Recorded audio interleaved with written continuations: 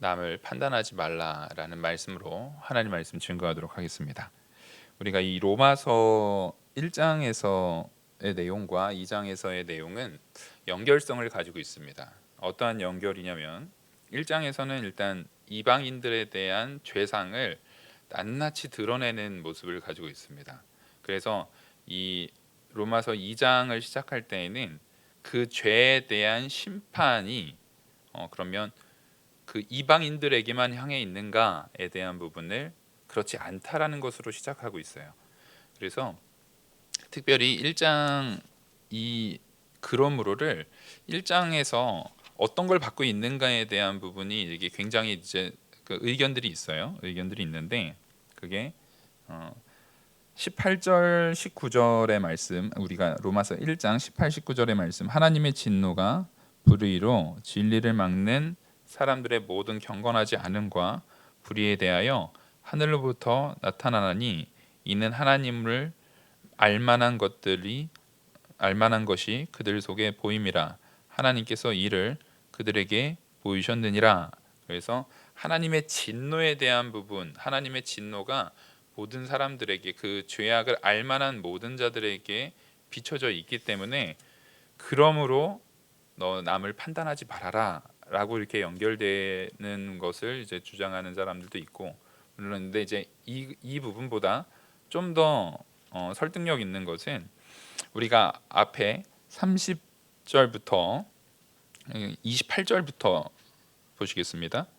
그 1장 28절, 또한 그들이 마음에 하나님 두기를 싫어하며 하나님께서 그들을 그 상심한 마음대로 내버려 두사 합당하지 못한 일을 하게 하셨으니 곧 모든 불의, 추악, 탐욕, 악의가 가득한 자요, 시기, 살인, 분쟁, 사기, 악독이 가득한 자요, 수근수근하는 자요, 비방하는 자요, 하나님께서 미워하는 자요, 능욕하는 자요, 교만한 자요, 자랑하는 자요, 악을 도모하는 자요, 부모를 거역하는 자요, 우매한 자요, 비약하는 자요, 무정한 자요, 무자비한 자라.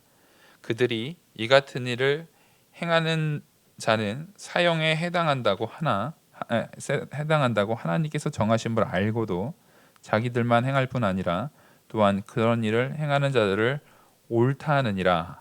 이 말씀에 바로 연결지어서 그러므로 남을 판단하지 마라 라고 말하는 것이 이제 둘 다의 의미를 사실 우리는 다 받아야 돼요.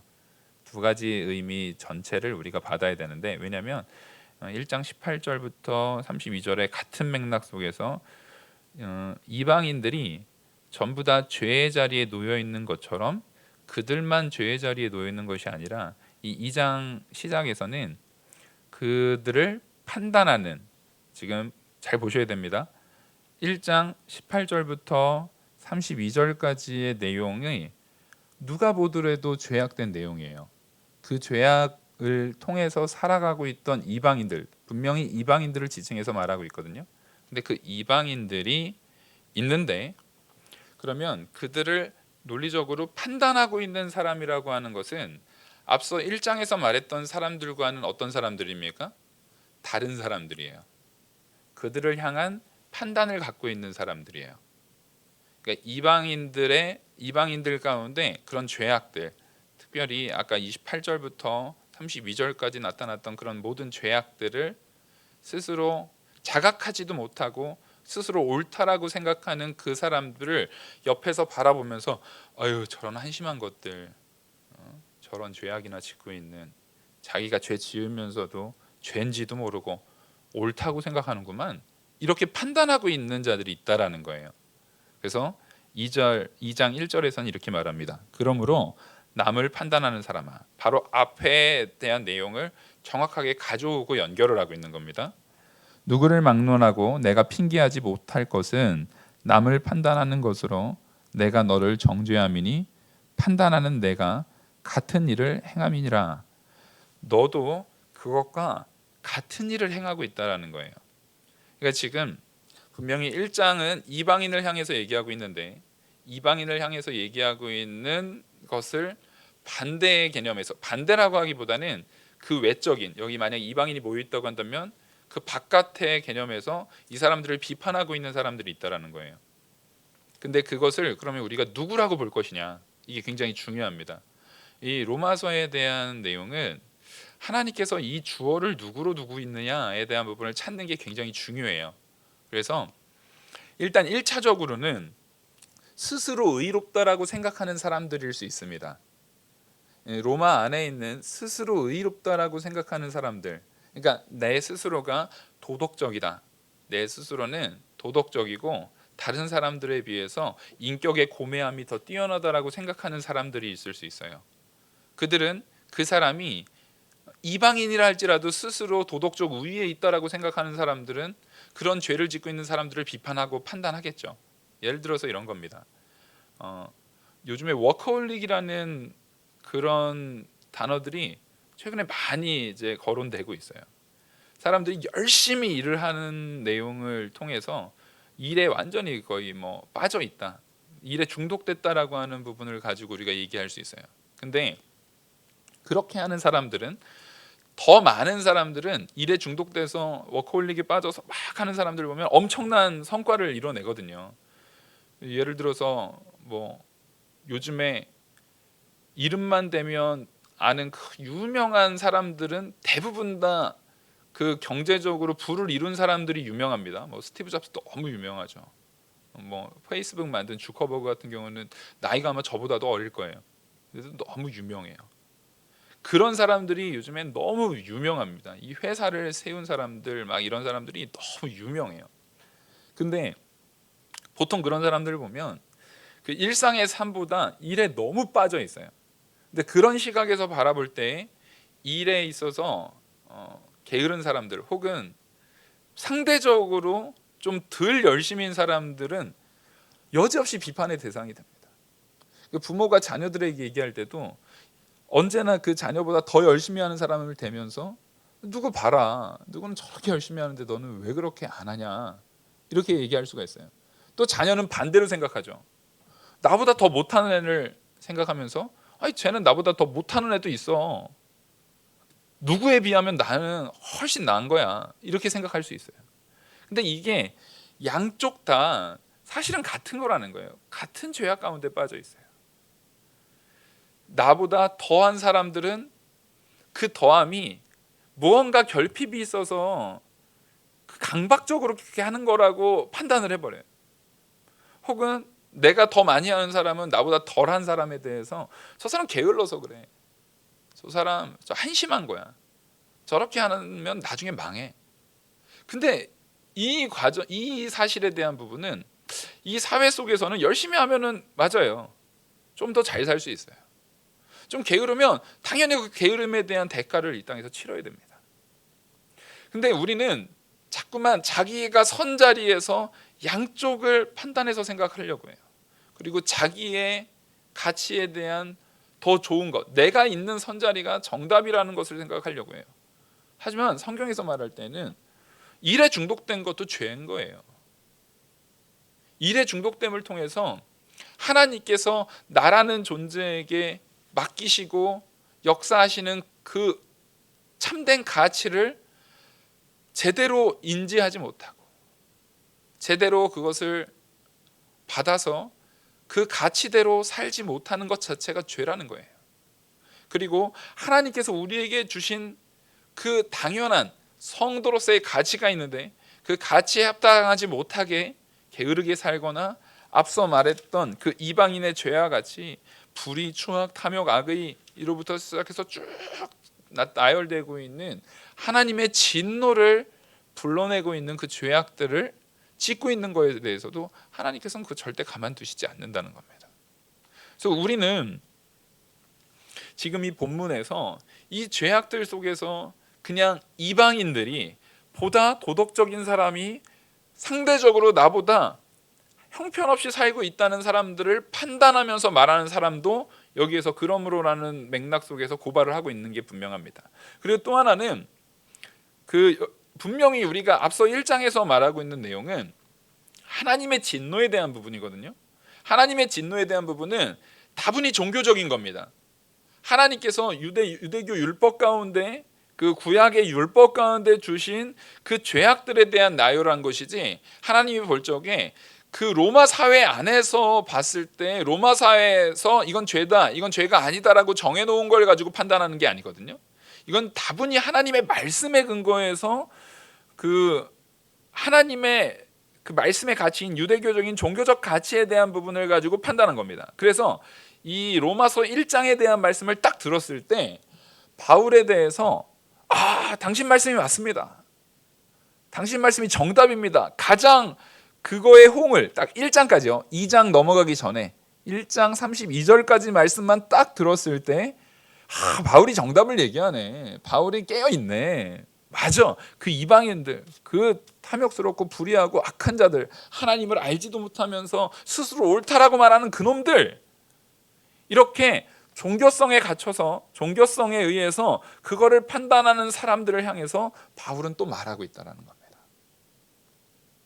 왜 그러냐면 여기에서 하나님께서 1장에서 말하는 부분이 종교성에 대한 부분을 딱 하고 있기 때문에 유대인들, 로마 안에 있는 디아스포라 유대인들이 있잖아요. 왜냐하면 로마 교회는 바울이 세운 교회가 아니에요. 그 오순절 성령 강림 이후에 바울이 로마에도 이미 교회가 생겨났다는 걸 소식을 들은 겁니다.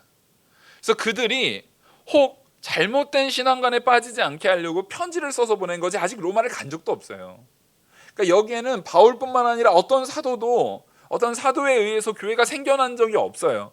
거기에 그 디아스포라 유대인들이 다시 자기가 살던 로마로 돌아가서 자생적으로 생겨난 교회란 말이에요. 그래서 그 교회에 있는 사람들 안에는 당연히 유대인들이 있겠어요, 없겠어요?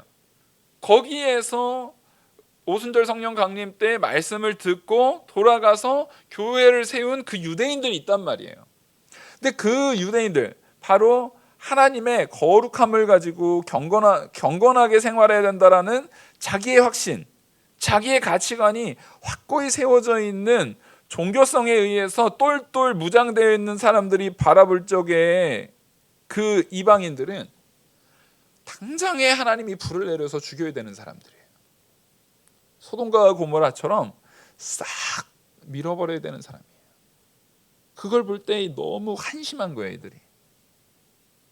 분명히 교회가 세워졌음에도 불구하고 이 복음을 받지도 않고 우리 신앙인들의 그 사랑을 수용하지도 않고 마냥 비판만 하고 저 무식한 놈들, 저 미련한 놈들 이렇게 욕하고 있는 그들에 대해서 분노가 있는 거예요. 그거에 대해서도 하나님께서는 지금 이 바울의 입을 통해서, 로마서를 통해서 판단하지 말라고 그들을 지적하고 있는 겁니다. 더 정확하게 여기는 로마 사회의 도덕성에 근거하고 있는 불신자보다는 유대인들을 향해서 말하고 있음이 더 지배적이고 분명합니다. 그것이 더 설득력이 있어요. 근데 그럼 그들은 왜 그런 마음을 갖냐는 거예요. 그런 마음은 멀리서 찾을 것도 없어요. 지금도 여전히 있습니다.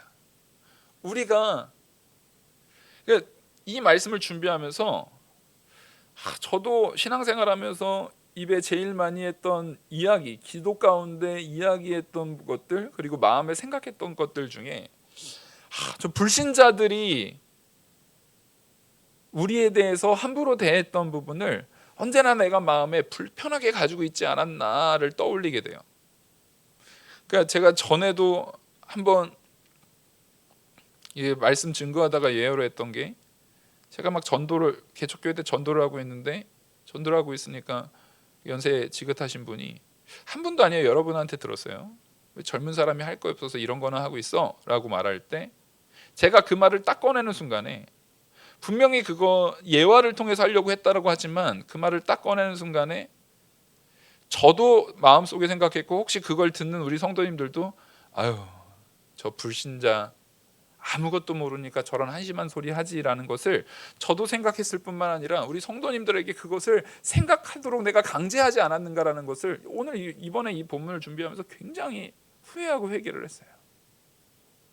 과연 그런 것들이 필요했는가? 그분이 그런 말을 했을 때 진짜 뭘 모르고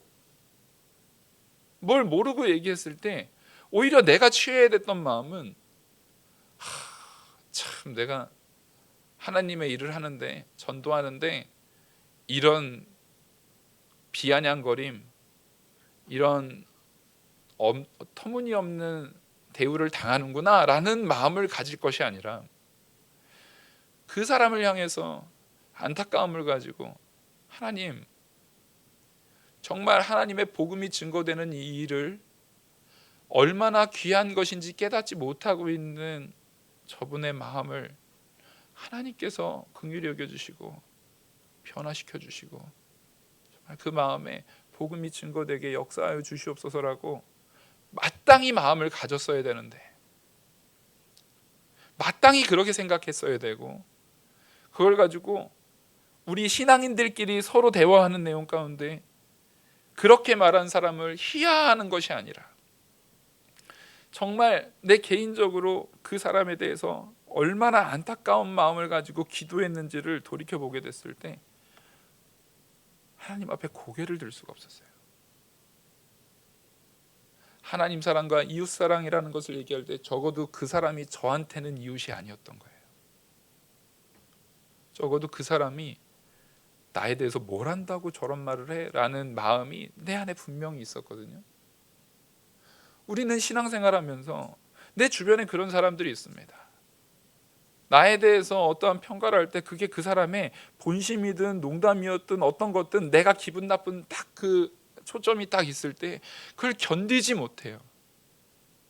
참 미안한 게, 다른 사람이 제3자가 서로 싸울 때 야, 얘는 이런 의미로 얘기한 거고 너는 그런 의미로 얘기한 거라서 서로 오해가 있는 것 같아, 좀 풀어라고 말할 수 있는데, 그게 당사자가 누가 되면은요, 내가 되면은 그게 잘 안 돼요. 그게 당사자가 내가 되는 순간에는 그게 잘 안 돼요. 왜 그렇습니까? 우리 마음에는 언제나 나를 먼저 생각해요. 내가 먼저예요. 상대방이 죄를 지었을 때에는, 다른 사람들이 죄를 지었을 때는 하나님의 진노가 당장 공의롭게 저 사람에게 내려야 돼요. 저렇게 악할 수가 있나? 어떻게 저렇게 행동할 수가 있나? 하나님의 공의가 살아있는데 저 사람 저거 큰일 날 사람이네 라고 생각해요.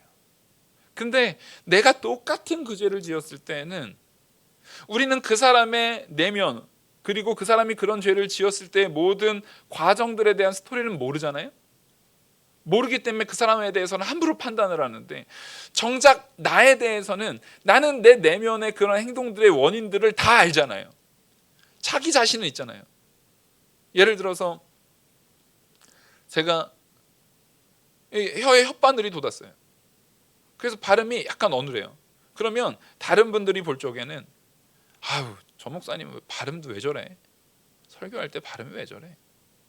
그리고 혀 짧은 소리가 나는 것 같아. 이렇게 말할 수 있지만 제 마음 속에서는 딱 뭐예요?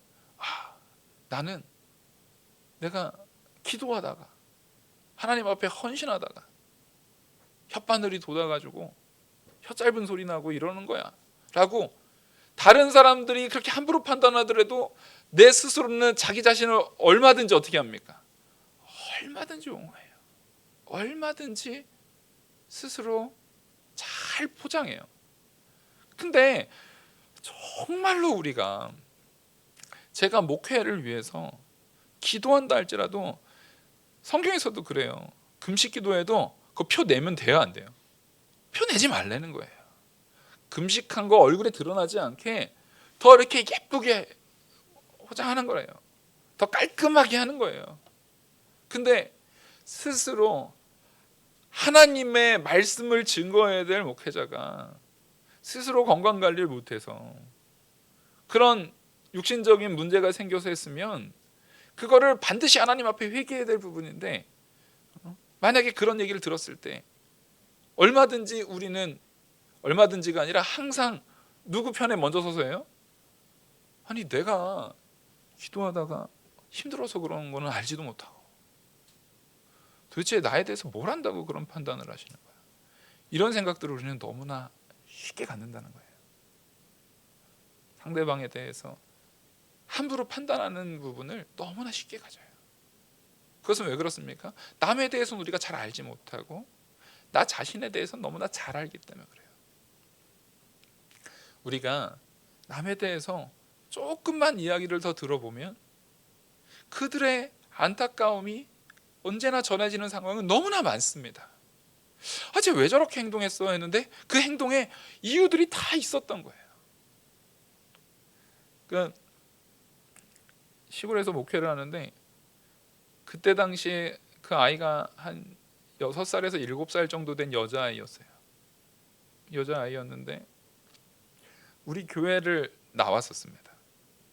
그래서 은채랑 건우랑 같이 이렇게, 건우는 그때 너무 어렸고 은채랑 이렇게 놀기도 했어요. 지금 그 여자의 이름도 생각이 나진 않아요. 근데 그 아이가 한겨울에도 슬리퍼만 신고 다니는 거예요. 옷도 맨날 더럽고 여름 되면은 여름이고 겨울이고 거의 반팔이에요. 그 냄새가 얼마나 나는지 몰라요.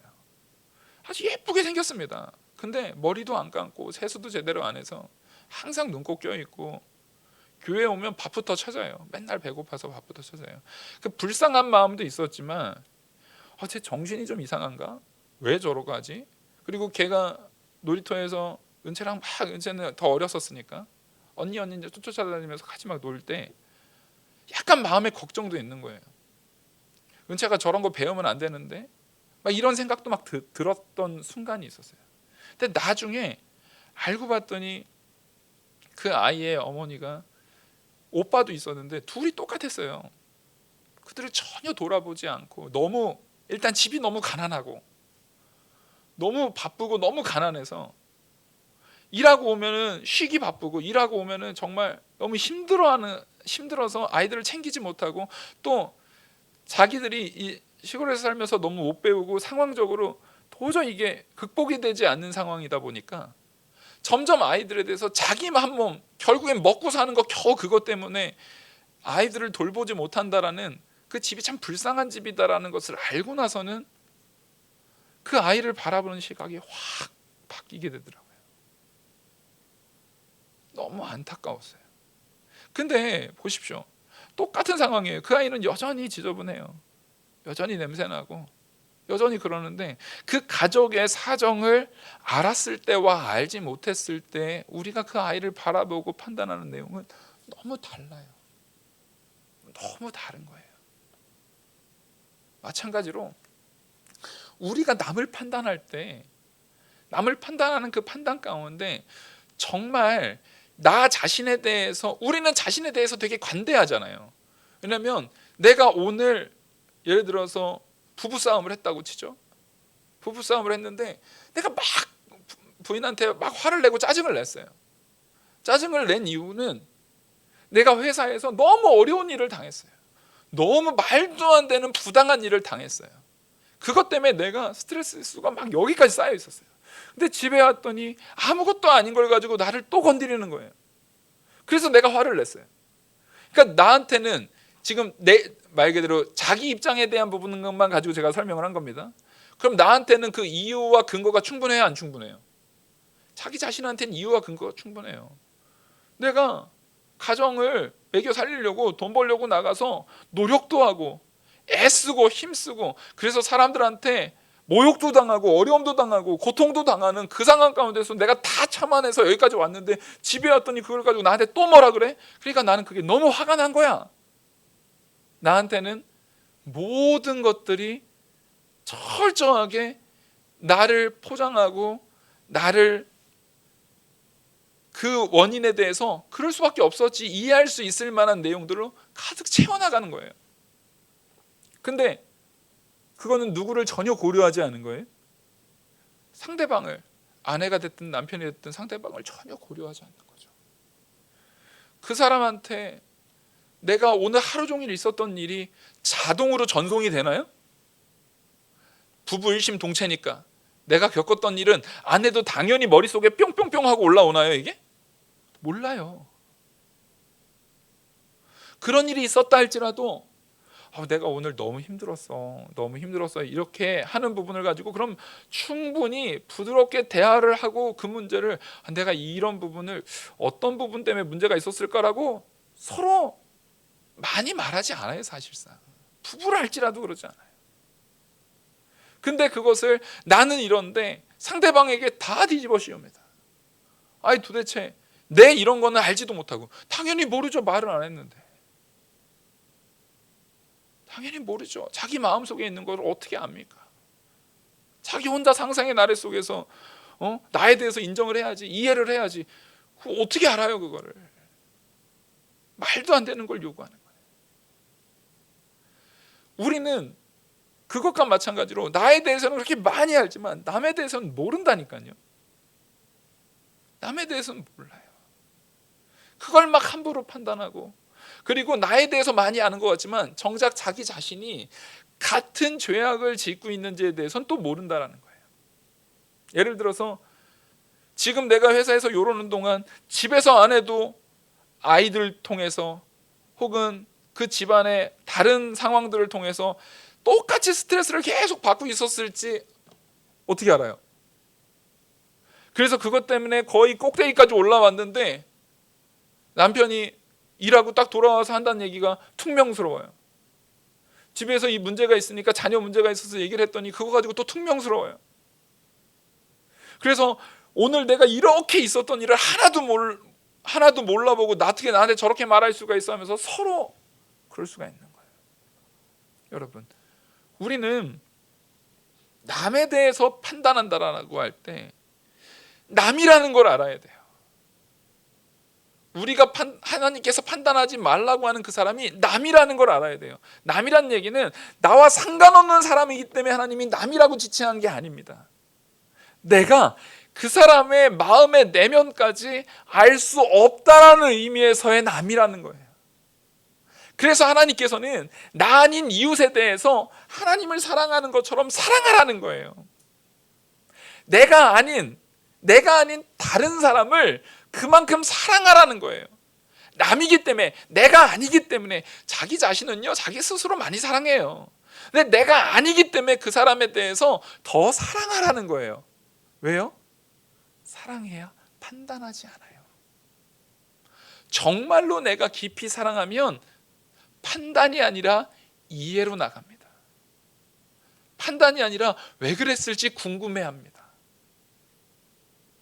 그런 게 있어요. 이제 신혼 때 저희 집사람이 같이 이제 저도 일을 하고 집사람도 일을 하고 있었는데, 일을 하고 이렇게 왔어요. 근데 너무 피곤해 보이는 거예요. 너무 힘들어 보이는 거예요.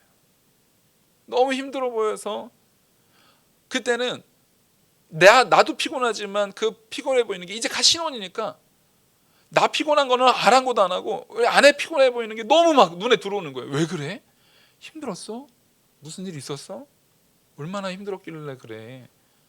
막 그러면서 혹시 뭐 임신한 거 아니야? 막 이런 거 별의별 거 다 물어봐요. 이거 다 경험하셨잖아요. 별의별 거 다 물어봐요. 왜요? 그때는 사랑의 마음이 크니까 그 사람이 얼굴 표정이 조금만 피곤해 보여도 걱정되는 거예요. 근데 요즘 보면 제가 신혼 때처럼 그러는 것 같지는 않아요. 그러는 것 같지 않은 정도가 아니라 전혀 그러고 있지 않아요. 이게 하나님께서 이 말씀을 준비하고 이걸 통해서 오히려 다시금 내가 지금 얼마나 바로 하지 못하고 있는지를 일깨워 주시는 거예요.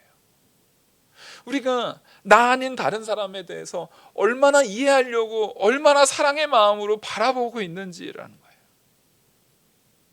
정말 그 사람을 사랑하면 판단하고 비판하는 것이 아니라 그 사람이 뭐 때문에 힘든지를 좀 바라보고, 그 사람이 힘든 그 부분을 내가 고쳐줄 수 있는 거면 내가 먼저 고쳐주고,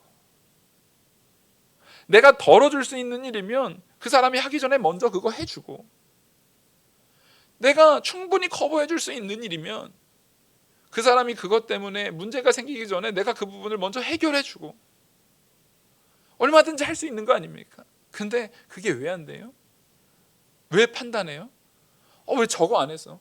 아니 그거 안 했어라고 판단하고 기다리는 동안에 그거 해주지 그랬어요. 차라리 그냥 그 문제를 해결해 주지 그랬어요. 근데 끝까지 봅니다. 아유, 안 하네 저거. 왜 저러는 거야? 왜 저렇게 사는 거야? 우리도 그렇게 살고 있지 않냐는 거예요. 우리는 성도입니다. 지금 이 말씀은 단지 그냥 옛날에 이방인들을 향해서 신앙인들이 판단하는 거에 대한 그것만 얘기하는 게 아니에요. 지금 이 시대의 신앙인들도 내가 가진 신앙을 가지고 남을 얼마나 지금 판단하고 있는지, 혹은 내가 가지고 있는 나의 경건, 나의 정말 이 당위성, 내가 이만큼 고생했잖아, 내가 이만큼 열심히 했잖아, 내가 이만큼 헌신했잖아, 내가 이만큼 준비했잖아, 내가 이만큼 노력하고 기도하고 뭐하고를 내가 한 것을 많이 나열한 다음에 그것을 가지고 넌 이거 했어? 넌 이거 했어? 넌 이거 했어? 넌 이거 했어? 계속 묻는 거예요. 근데 이 물을 때 그게 정말 공정합니까? 그 묻는 게 나인 순간에 공정하지 않아요. 그 묻는 대상이, 묻는 당사자가 나인 순간에 공정하지 않다고요. 왜요? 나는 누구 편에 서서 판단하게 됩니까? 내 편에 서서 판단하게 돼요. 그래서 이 본문을 보시면 누구를 막론하고 내가 핑계하지 못할 것을 남을 판단하는 것으로 내가 너를 정죄함이니 판단하는 내가 같은 일을 행함이니라. 지금 스스로 절대로 핑계하지 못할 것은 내가 나의 기준을 가지고, 나를 옹호하는 내 마음을 가지고 남을 막 판단하는 그 판단의 내용을 그대로, 그 근거를 가지고 스스로를 뭐하고 있는 거예요? 반드시 판단할 날이 온다는 거예요. 우리가 이제 프란시스 셰퍼라는 미국의 유명한 신학자가 있어요. 목회도 하고 신학자인데, 그분이 이제 라브리 공동체라는 것으로 유명하신 분이에요.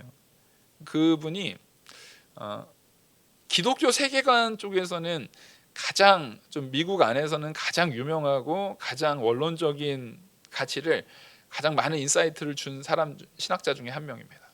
그분이 요 로마서 본문의 근거에서 어떤 얘기를 했냐면, 우리가 남에 대해서 판단하고 할 때는 내 목에다가 녹음기를 걸고 말하는 거랑 똑같다라는 거예요. 여러분이 잘 생각해 보십시오.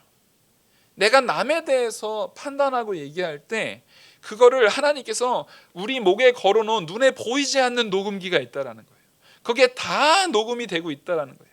그 녹음기를 가지고 하나님께서 나중에 우리한테 다시 재생시켜 주십니다. 그걸 다시 재생시켜 줘요. 그걸 통해서 내 입으로 내 의의를 가지고 내가 말했던 그 내용 가지고 하나님께서 다시 자신에게 그대로 물으신다라는 거예요. 여러분 어떻게 생각하십니까? 정말 내가 남에 대해서 날카롭게 난도질했던 그런 모든 판단들이 나에게 그대로, 스스로를 옹호하는 마음 없이 그대로 나에게 와닿을 때 우리는 과연 그 자리에 설 수 있습니까? 과연 그 자리에 설 수 있을까요? 그 말씀이 내 안에 하나님의 은혜로 선포됐을 때, 제가 설교 가운데 여러 번 인용을 했던, 제가 전도할 때 젊은 사람이 왜 이런 거나 하고 있어 라고 말했던 그 모든 말들을 다 후회하게 됐어요. 너무나 후회돼요. 시간을 돌릴 수 있으면 다시 걷어들이고 싶어요. 사람이라는 게 이렇습니다. 사실 그거는 제가 걷어들이고 싶은 많은 것들 중에 그냥 이 설교 시간에 하나를 얘기한 것뿐이에요. 얼마나 많은 판단들, 얼마나 많은 이 다른 사람을 향한 그런 판단들이 내 안에 있었는지를 돌이켜 보니까 어떻게 할 수가 없을 정도로, 과연 하나님이 나를 왜 살려놓으실까 할 정도로 비참한 나를 발견합니다. 여러분 하나님께서 이거는 우리에게 지금 고발하고 계시는 거예요. 너도 거기에서 뭐하지 못할 자다? 핑계하지 못할 자다. 핑계하지 못할 자다라고 우리에게 고발하고 있는 거예요. 2절부터는 더 단호하게 얘기를 하십니다. 이런 일을 행하는 자에게 하나님의 심판이 진리대로 되는 줄 우리가 아노라. 네가 지금 판단하고 있는 그 판단에 대한 부분, 분명히 판단할 때는 나는 잘못하고 저 사람은 잘했는데도 판단하는 게 아니잖아요. 내가 보기에 저 사람이 분명히 잘못하고 있는 요소가 드러난 거예요.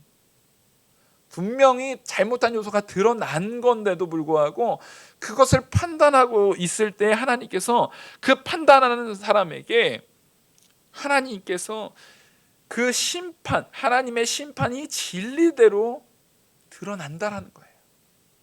그러니까 이 판단이라는 것은 앞에 하나님의 진노가 언제 나타납니까? 그 앞에 18절, 1장 18절, 하나님의 진노가 불의로 진리를 막는 모든 경건하지 않음과 불의에 대하여 하늘로부터 나타나나니, 하나님의 진노가 언제 나타났습니까? 진리를 막는 모든 불의한 자들에게 나타났어요. 그 앞에서 선언했어요. 그래서 이거 이방인들이 당하는 내용이라고 생각했는데 저 이방인들, 거봐, 하나님의 진리나 막고 맨날 불의한 일이나 하나는 저 이방인들, 저 하나님의 진노가 그에게 나타날 거야 라고 말하는, 판단하는 그들에게도 똑같이 하나님의 심판이 진리대로 된다라는 거예요. 그러니까 하나님의 진리 앞에 우리는 설 수 있는 자가 있다는 거예요, 없다는 거예요? 없다는 겁니다. 그러면서 3절, 이런 일을 행하는 자를 판단하고도 같은 일을 행하는 사람아. 하나님께서 이 말씀을 통해서 아예 지칭해서 이야기를 합니다. 이런 일을 행하는 자를 판단하고도. 자, 우리가 그 앞에서 말했던 그 판단들, 29절부터 말하는 모든 불의, 추악, 탐욕, 악의 이거 가득한 자, 시기, 살인, 분쟁, 사기, 악독이 가득한 자, 수근수근하는 자, 비방하는 자, 이 모든 자들, 하나님께서 미워하시는 자, 능욕하는 자, 교만한 자, 자랑하는 자, 악을 도모하는 자, 부모를 거역하는 자, 우매한 자, 배약하는 자, 무정한 자, 무자비한 자. 자, 이들을 우리가 비판했어요. 그들을 판단했어요. 근데 지금 말한 내용 중에 나는 하나도 포함되지 않습니까? 스스로에게 물으시기 바랍니다. 스스로 내 안에 계시는 성령을 통해서 답을 충분히 얻을 수 있을 줄 압니다. 우리가 여기에서 벗어나지 못하고 있어요. 그래서 하나님께서는 우리한테 살인하지 말라라는 말씀을 우리가 뭐 하는 순간요? 남을 시기하는 순간에 지키지 못했다라고 말하고 있어요.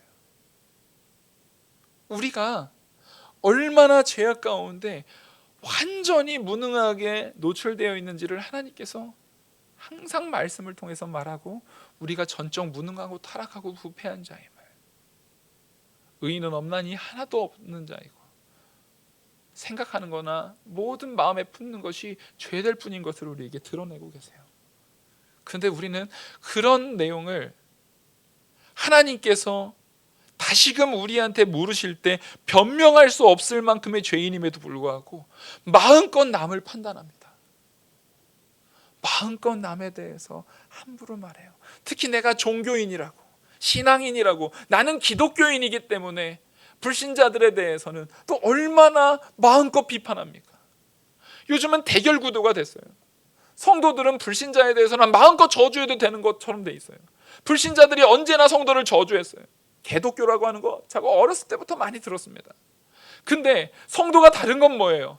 그들은 하나님의 말씀이 그들에게 없잖아요. 그래서 그들이 우리에게 그런 터무니없는 욕된 용어를 가지고 사용한다 할지라도 우리도 거기에 같이 맞대응하면 안 되는 거였잖아요. 하나님이 그렇게 하지 말라고 우리에게 가르쳤음에도 불구하고 우리는 요즘에는 서로 그냥 화가 머리끝까지 올라간 시대인 것 같아요. 니네만 욕할 줄 알아? 우리도 할 수 있어. 그러면서 같이 대항합니다. 같이 원수가 돼요. 불신자들과 원수가 되려고 싸워요. 공식적으로 싸우고 법적으로 싸우고 달려들어서 서로 죽여라 하고 싸우고 있어요. 그러면 뭐는 안 하겠다라는 의지의 표명입니까? 전도 안 하겠다라는 거예요. 하나님께서 우리한테 너희가 저 불신자들 상대로 싸움을 통해서, 투쟁을 통해서 우리의 의로, 하나님의 의로우심을 쟁취해내라라고 그러셨나요? 아니에요. 하나님의 의로우심은 하나님 스스로 승리 가운데 쟁취하십니다.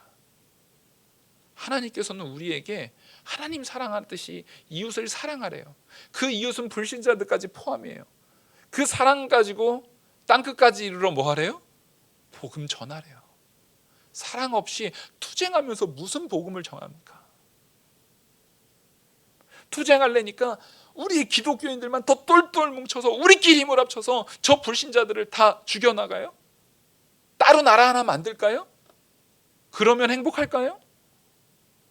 천주교가 그 1000년이 넘는 시간 속에서 로마 카톨릭을 통해 권력을 잡았는데, 권력을 잡아서 나타난 게 정말 하나님의 영광입니까? 하나님을 치욕스럽게 만드는 죄악들이었습니까? 우리는 역사를 통해서 너무나 잘 알아요. 기독교는 권력을 잡는 집단이 아니에요. 내가 가지고 있는 이 말씀의 가치 가지고 사람들을 판단하면서 난도질하는 집단이 아니에요.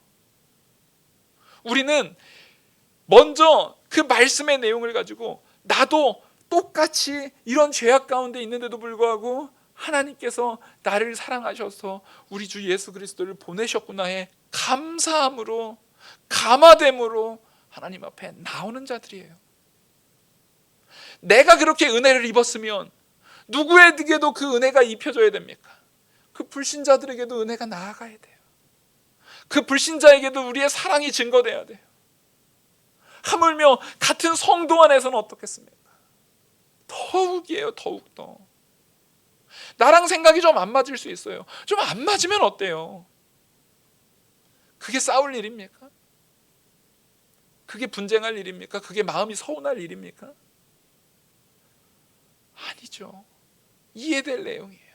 더 나아가선 가정에서 나와 내 아내가, 내 남편이, 내 부모가, 내 자녀가 생각이 안 맞을 수 있어요. 어떻게 다 맞나요?